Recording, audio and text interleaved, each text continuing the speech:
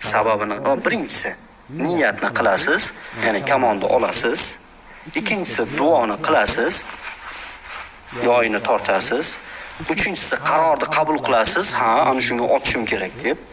To'rtinchisi duo bo'lgandan keyin sabablarni qilasiz, o'qni qo'yib tortasiz, qo'yib yuborasiz. Natija yaratuvchida. Busiz bo'lmaydi. Rasman hozir kamonni misol keltirayotganingizda hayolimdan o'tdi-da. Omadda tahlil qilamiz. Bizning maqsadimiz unga tayanmaslik degan anaqa qilamiz, lekin o'sha kamonni olib birinchi marta otayotgan odam kamonni olib hamma sabablarni qilib turib shina qo'yib yuborgan paytida birinchi tegadi-ku. Uni kutilmasa birinchi marta otayotganda o'sha tochkaga o'zi ko'zlagan tochkaga